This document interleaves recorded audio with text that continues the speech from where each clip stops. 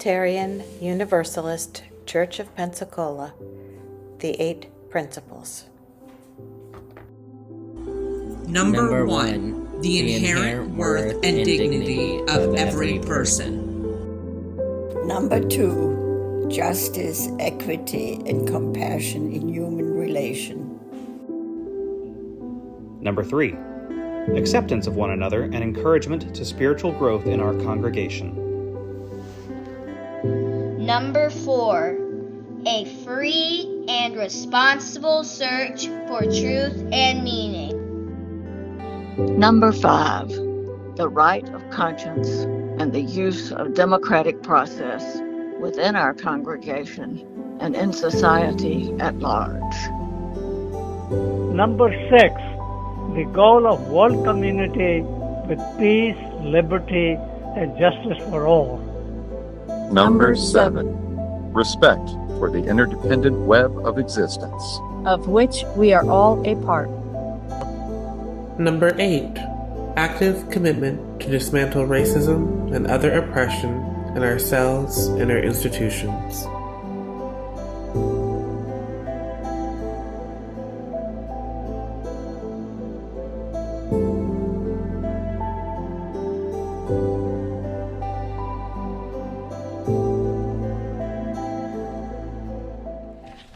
Welcome to the Unitarian Universalist Church of Pensacola.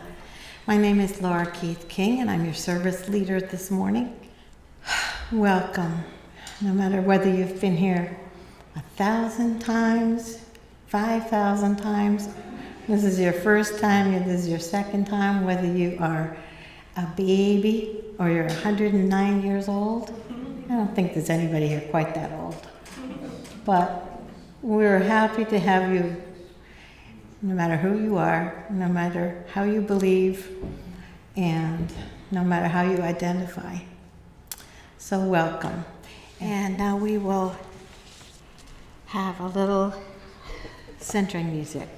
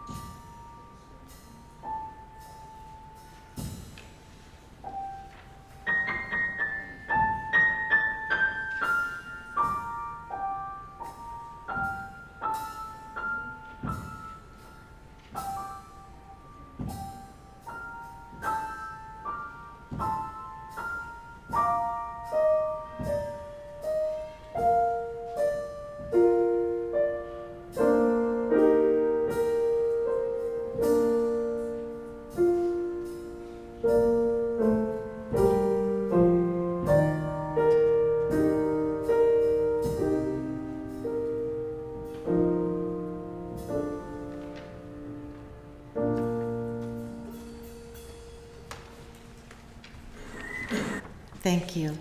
Paula, would you come up and light the chalice? And then Paula will read us some opening words. As we light this chalice, we kindle the spirit of the great turning, the movement for justice alive in this nation today.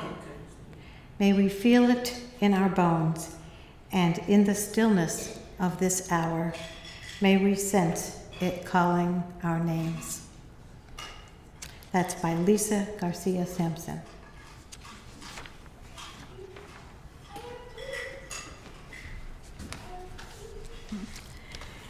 Frequently, our opening words are an invitation to sit back and relax, but today is different. I want you to sit up and think.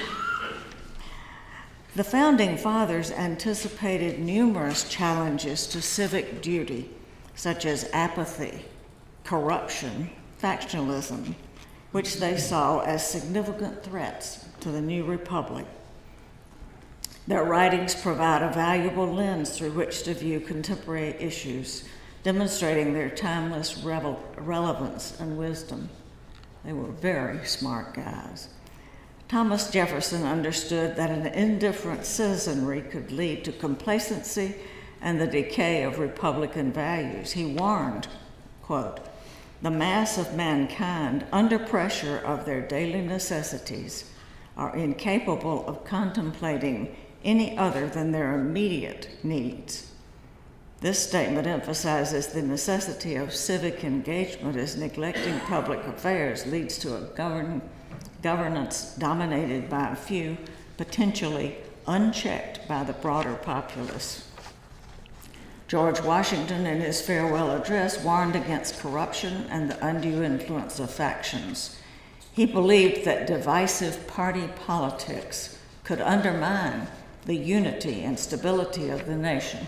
He cautioned, and I quote, "They serve to organize factions, to give it an artificial and extraordinary force, to put in place of the delegated, to put in the place of the delegated will of the nation, the will of that party."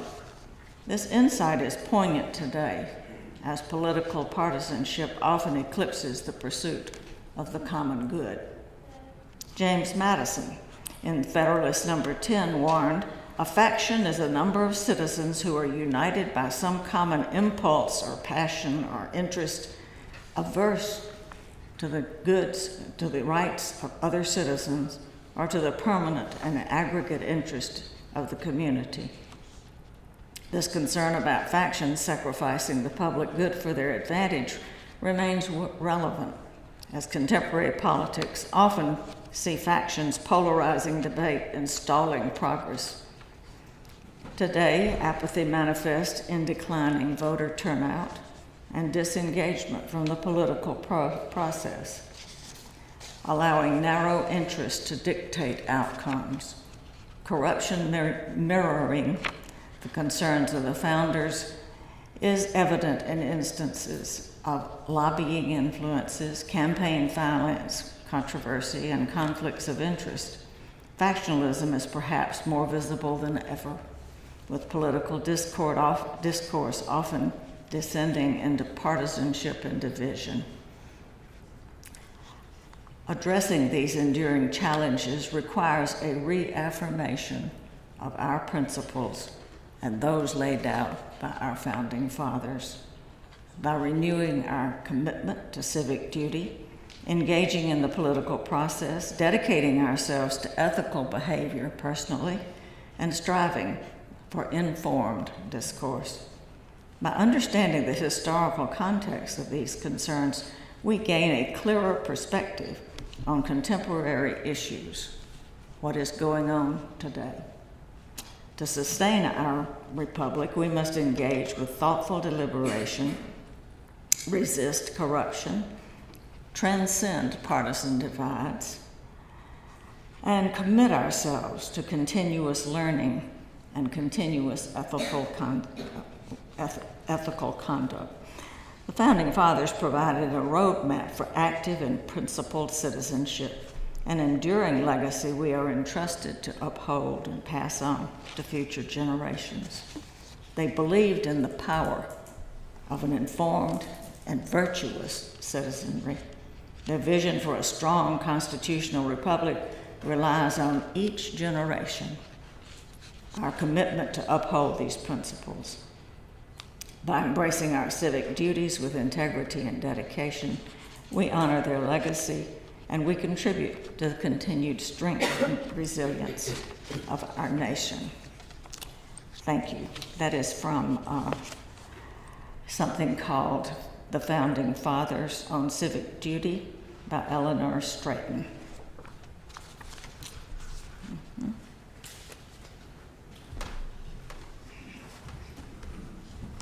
And now you may rise in body or spirit and stay rising after that for the covenant. Stay standing. We are going to sing, we are dancing Sarah's circle. I heard it over there, but yes, we are dancing Sarah's circle. It's number 212 in the gray hymnal, which you'll see up there. Oh, and we are making it more inclusive. We are using some different words instead of brothers, sisters, all. We are singing Living, Loving All.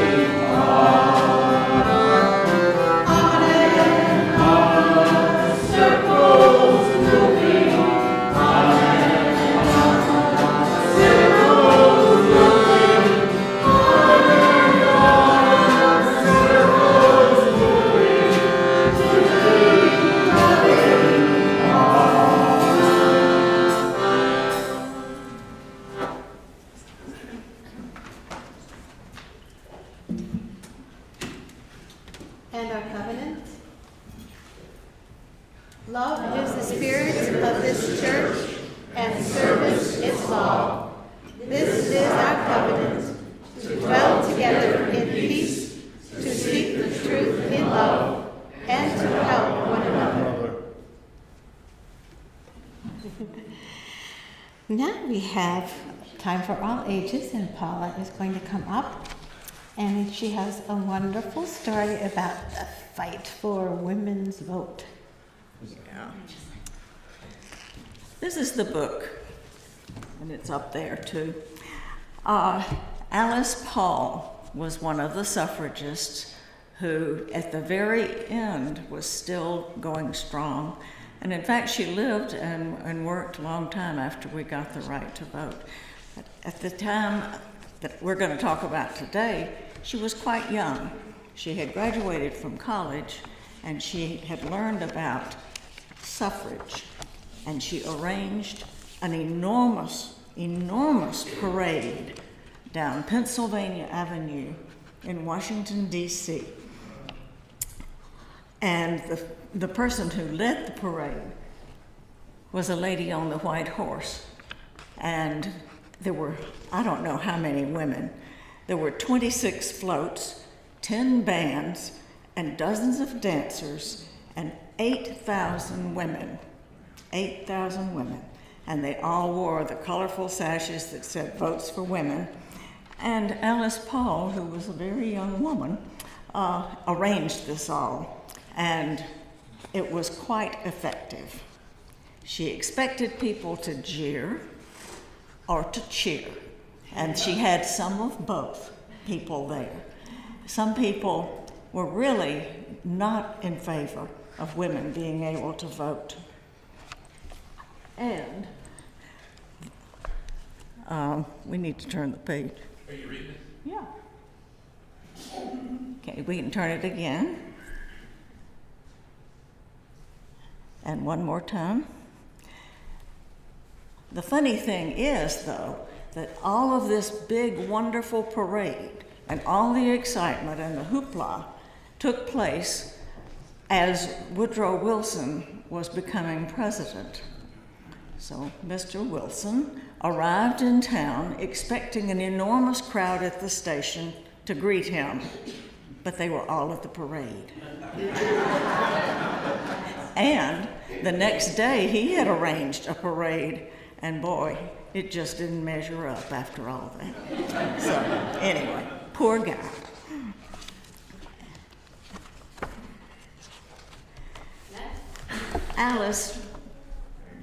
Alice lived on a farm with her parents, and actually she had a brother too. But every 2 years, their father would go away to vote. You know, he'd have to ride into town. It took him a little while. And Alice was wondering why in the world her mother wasn't voting. Wasn't she supposed to vote too? Weren't women people? And so Alice read up on women's suffrage. Turn the page. Yeah, there you go.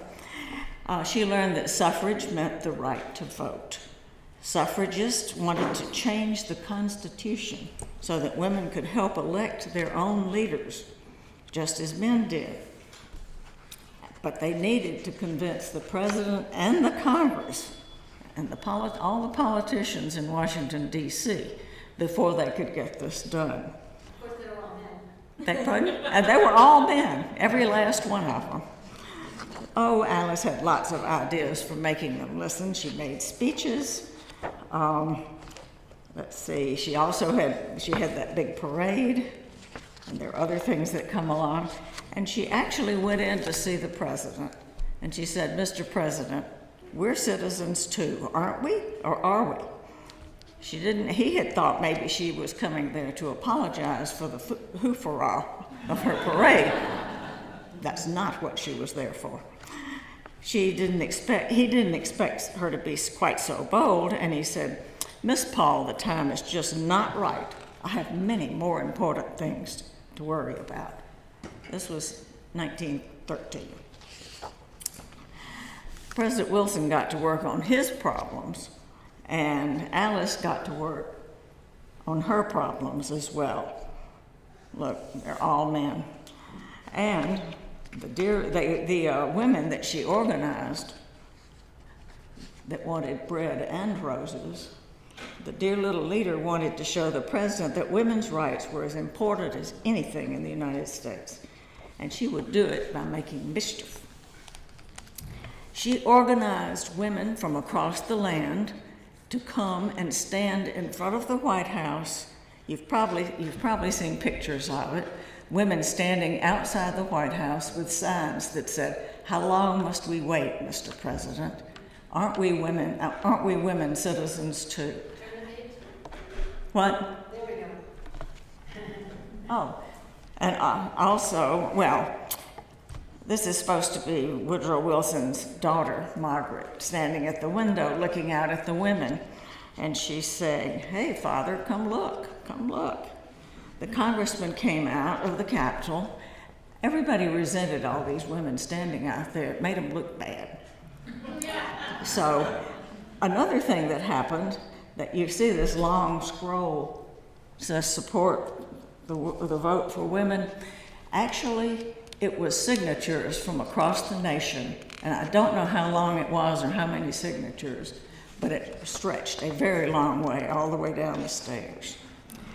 They also had people in a funny-looking train, that chugged from the East Coast to the West Coast. And there were people who got in cars, and there weren't many good roads, but there was one set of two women and a cat that drove from New York to San Francisco, collecting signatures, making speeches all the way, asking for women's right to vote. So President Wilson got lots of letters from all the ladies from across the country, but he didn't read them. His daughter did. And that winter, Margaret sat next to her father in the president's car, and they saw Alice in the front of the group. Margaret waved. Woodrow Wilson looked down at his newspaper. I don't see it, not there. So Alice and her friends paced in front of the White House. It was amazing. They would be, for example, a bunch of women from the University of Illinois, say, or a bunch of women from some other group, and they would have their signs, and they would show that they were from all across the nation. And so Alice was organizing all of this, and the president didn't much like them out there cluttering things up, so he had some of them arrested, and they were put in jail, and they had hunger strikes, and there was, finally Woodrow Wilson just didn't like the idea of, he said, you know, some of them may die. They're going on hunger strikes. This is not good. And so Margaret looked at her father in the eye, and she said, please, yes to votes for women. And after that, after quite a long time, turn the page, Woodrow Wilson did, in fact, adjust his spectacles and his tie and make a speech. And he said, the time is right. I will ask Congress to pass a law giving all women the right to vote. And so the women waved their handkerchiefs and threw flowers. And 2 years later, Alice skipped down Pennsylvania Avenue to vote in the 1920 election. She filled out her ballot. She raised her hand in victory. Thank you.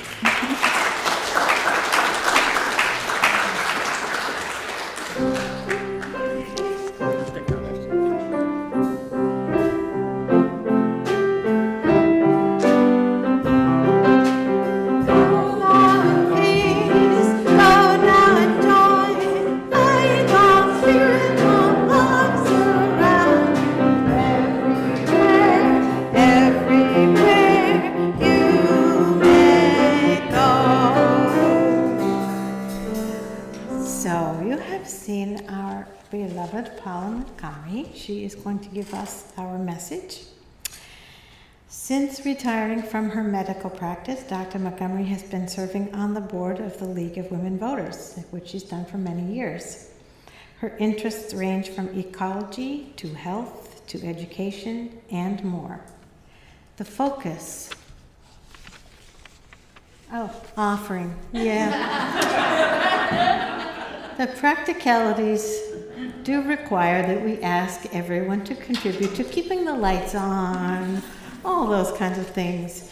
This is the time in our service. I'll come back to Paula in a minute. People are going, what? Oh, skipped right over it on my notes. Our ushers will be coming through with the basket, and you may, of course, contribute electronically by calling that number on there, or you're texting that number on your phone. Many of us give automatically through our bank accounts, and thank you for your contributions. We couldn't do it without all of us.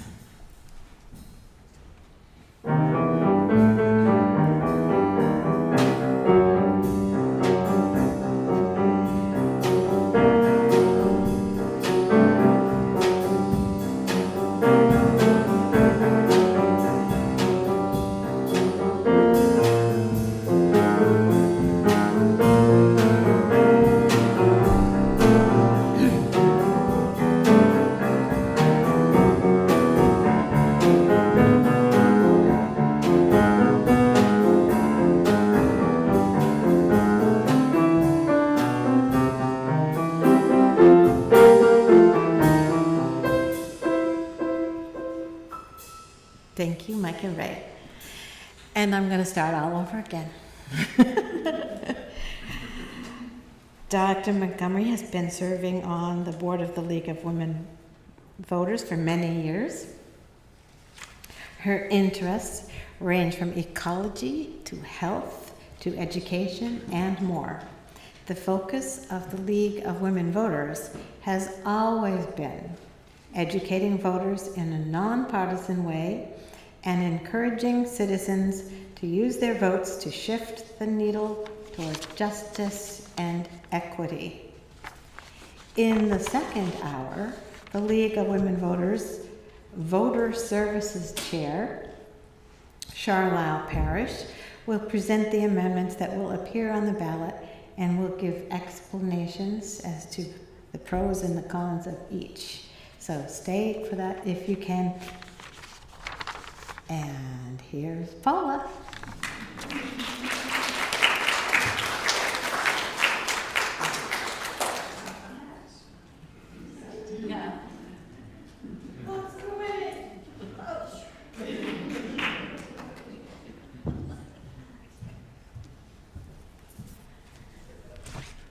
You know, there were some very, very smart men in the colonies in the 18th century.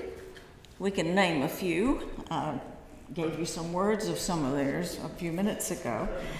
Thomas Jefferson was a deist. Benjamin Franklin was a Quaker.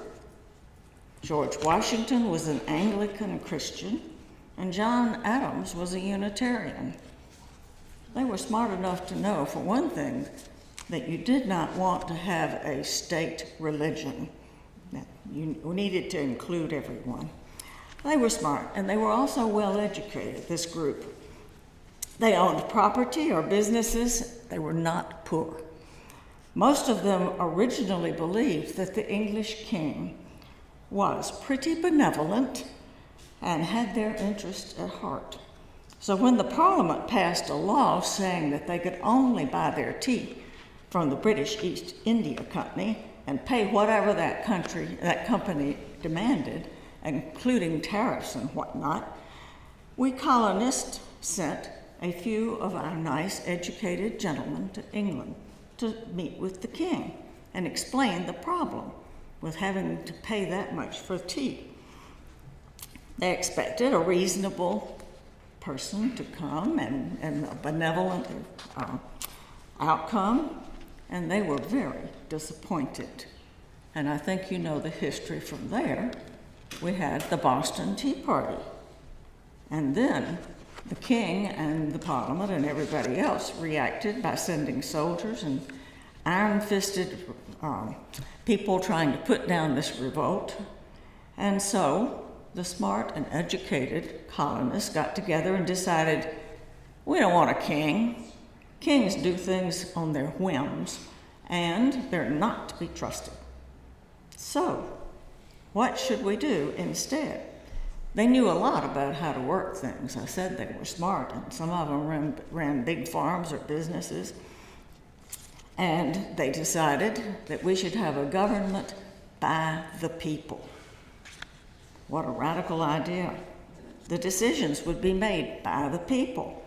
And since all the people couldn't gather up to make the laws and the decisions in one place, they lived so far apart, they would have to select representatives. And those representatives would be chosen by votes in the various places from which they came. Now, who could vote? That's another problem. Only white males who owned property. This representative form of government is called a republic, all that gathering up and being represented, and the selection by voting is the democratic process. Those smart white men who owned property put together a whole new form of government, but poor people and women and blacks had no part in it. They could not vote. That way, the government by the people was not really by all the people. Many people didn't have any say in decisions. They couldn't vote for representatives, and they certainly couldn't be a representative. They were essentially voiceless. And that's the way things were for quite a long time. We had declared ourselves independent. We fought off the king's soldiers. We won. We quit being colonies and started being a self-governing country. And the government that we set up was a republic with elements of democracy. Now, George Washington was very, very popular because he had led the army that defeated the king's soldiers. He was elected the first president, and then he was reelected. But at the end of his second term, he said, I think, well, he didn't really say I've had enough, but he said it's time for me to go home and tend to my farm and my business. So an election was held. George Washington peacefully handed over the power to John Adams. This set the precedent which held of the peaceful transfer of power all the way until 2021 when we had a riot. That time, the defeated party staged a riot trying to maintain control of power. They didn't win, so the power was transferred, but it certainly wasn't peaceful. So we mentioned that not everyone could vote. Today we all can vote, so how did that happen?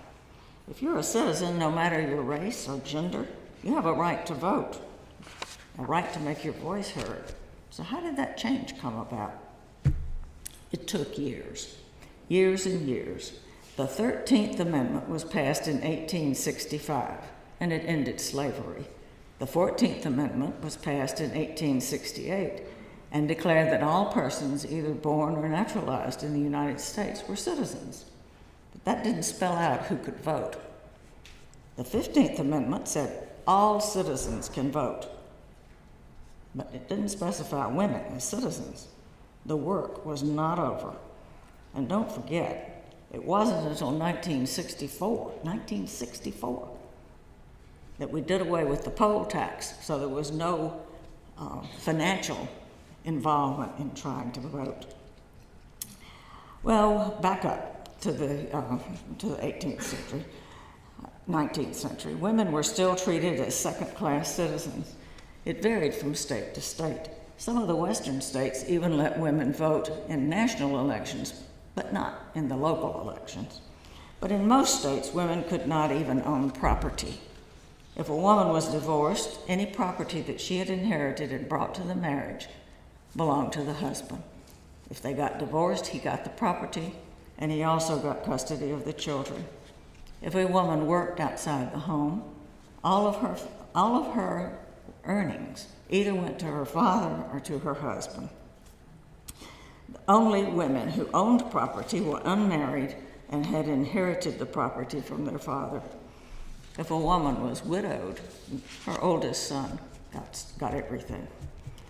And women were not expected to be educated. If they were, it was due to the benevolence of their father. If a woman was wealthy, she went to a finishing school and learned how to dance and serve tea and run a household. If she was poor, she went to work as soon as humanly possible to help support the family, and this might be as young as 7 or 8 years old.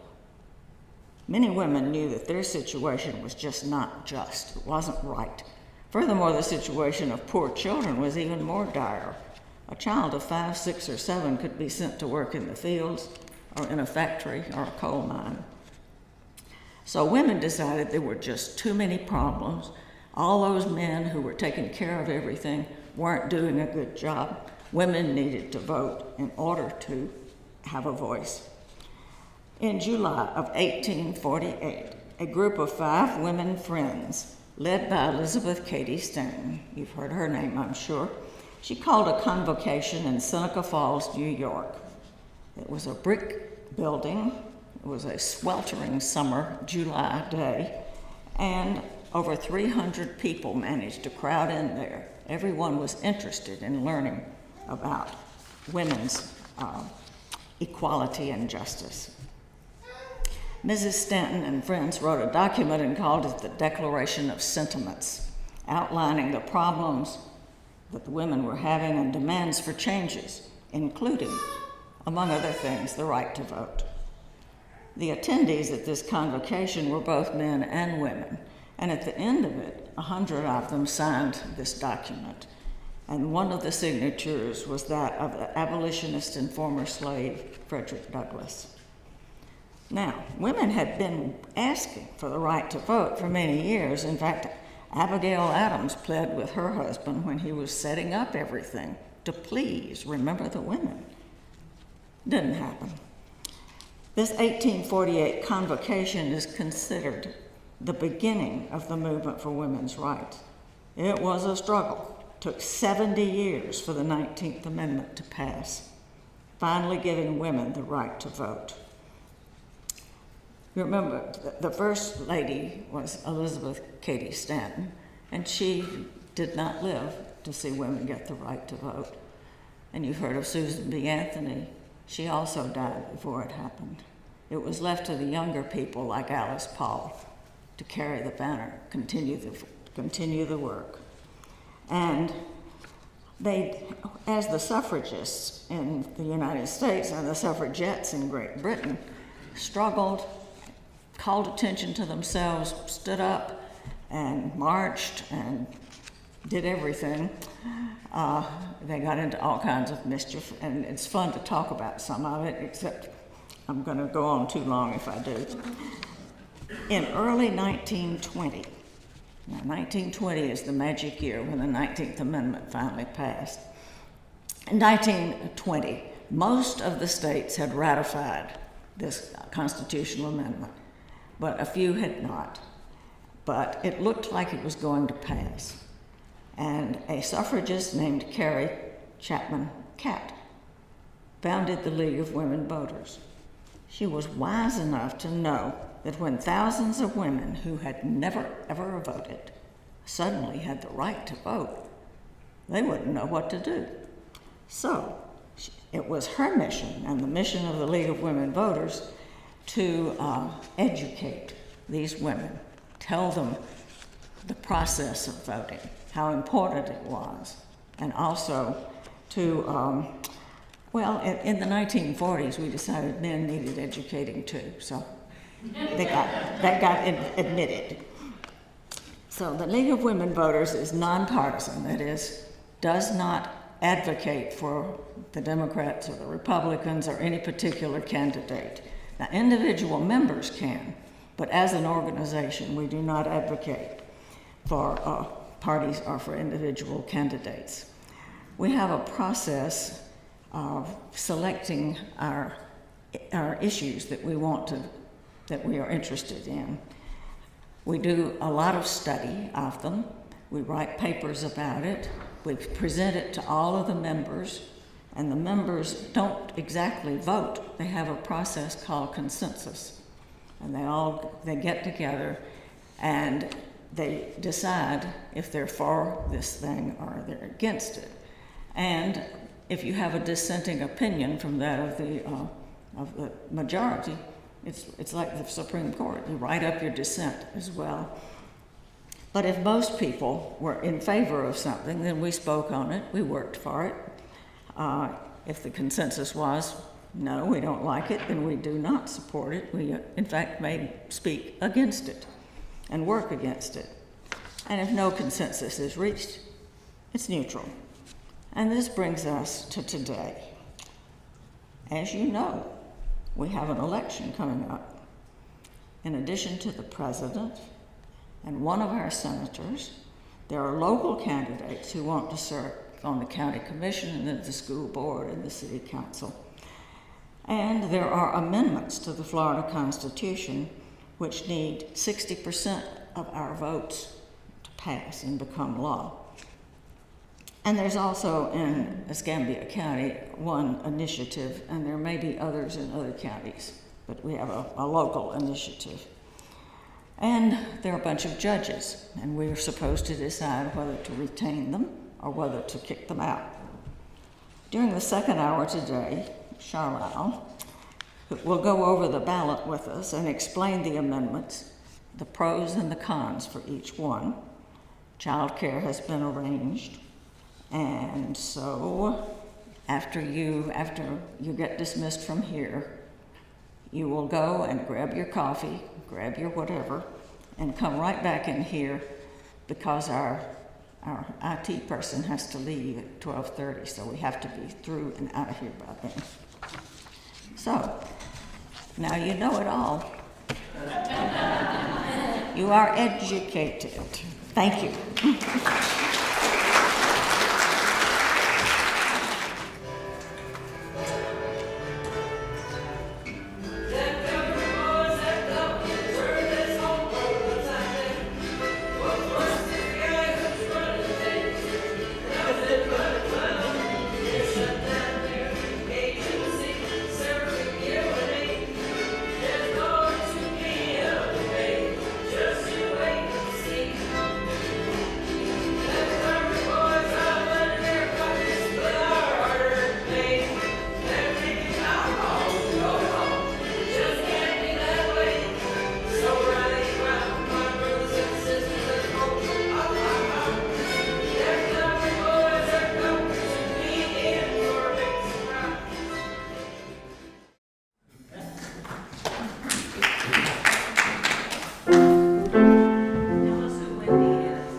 was my sister and her alleged band, and I made that video. That video is from 4 years ago, but it's still pretty pertinent now.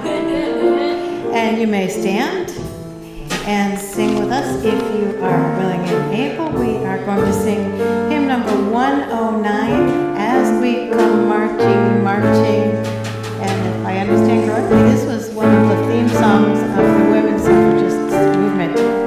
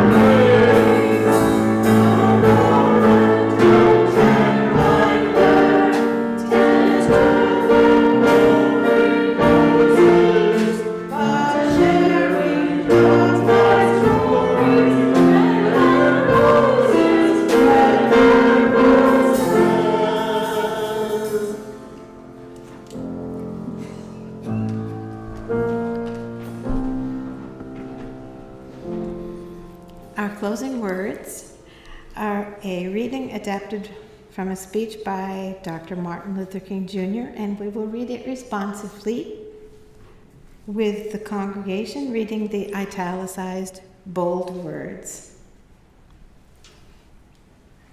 This is where we are. Where do we go from here?